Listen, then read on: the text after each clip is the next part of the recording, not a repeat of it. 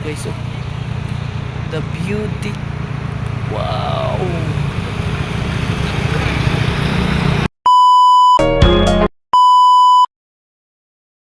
A great day today kasi kukuha kami ngayon ng mga prutas at kukuha kami ng iba't ibang prutas ngayon para ibenta namin doon sa baba. At yung kukunin namin ngayon is yung kamuti at saka mag-harvest kami ng bayabas doon sa farm. Kaya asahan natin ngayon na marami-rami yung makukuha natin mga fruits. Samahan nyo ako sa aking pagbablog guys. Paki-like, paki-subscribe channel, and please watch this video. Thank you guys. Yan po guys, pupunta na kami sa aming pagpupuntahan guys. Kukuha po kami ngayon ng mga fruits. Ito po yung kasamahan ko. Kaya yun, laban-laban lang kami sa pagkuha ng mga fruits guys. Kaya pupuntahan na namin yung first namin kukunin ng mga product is yung kamuti. Kasi binili ko po ito sa farmers, kaya tulungan po natin yung farmers na mabili natin yung mga produkto nila. Kaya yun po guys, so yung mga kamuti nila is napakagwapa talaga guys. Ang color po dyan is violet po guys. Hindi lang po ito ang kukunin namin, kundi inuna lang po namin ito sa pagkukuha na namin kunin para ma-prepare namin mamaya kasi para makuha na kami sa sakyanan dito, kaya i-arrange na namin guys. Kaya ang color po nito guys is violet. Preskong presko po ito guys, hindi ko na po ito hinugasan para hindi siya madaling mabulok. Kaya kahit madumi, kahit bulingit yan, pero sa sulod naman dyan is maganda. Kaya kayo na lang maghugas kung gusto nyong bumili.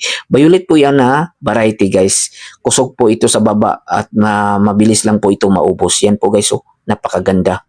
Kaya yun, laban-laban lang kaming dalawa. Kaming dalawa lang talaga ang kukuha ng mga produkto dito at i-arrange namin guys.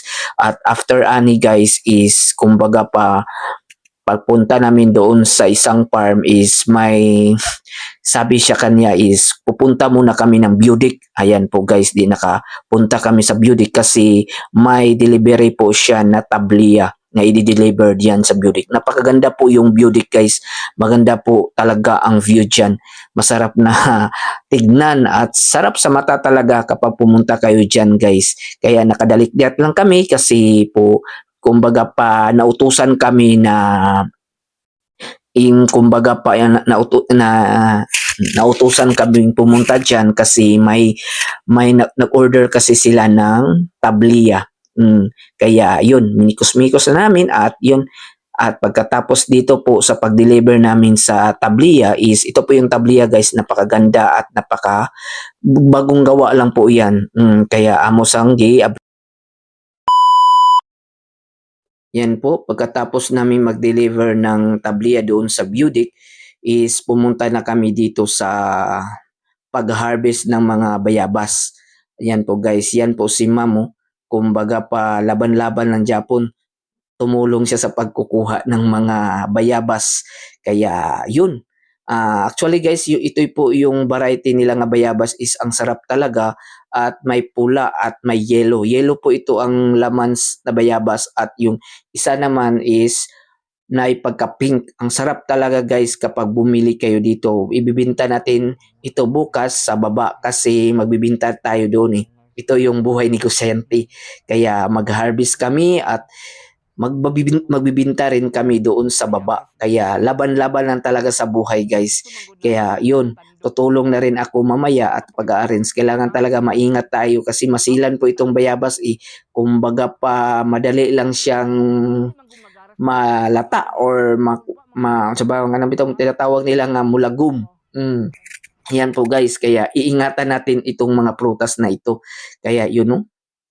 Actually guys talaga masarap talaga ito guys, kaya yun, laban-laban lang tayo. Ako ang tigkuha, siya po ang tig harvest doon sa taas. Nice. Diyan ay kuha sa dito.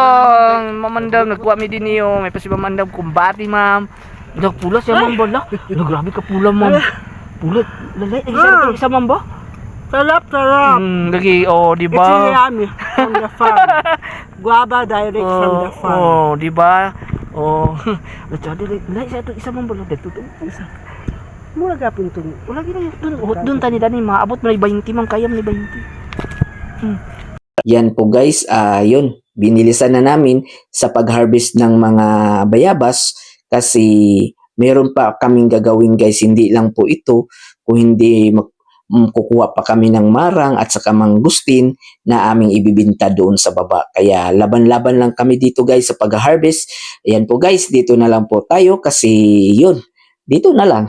Wala tayong magawa. Paki-subscribe naman sa aking YouTube channel guys. Yun, tuloy-tuloy lang po tayo sa pagkukuha ng mga prutas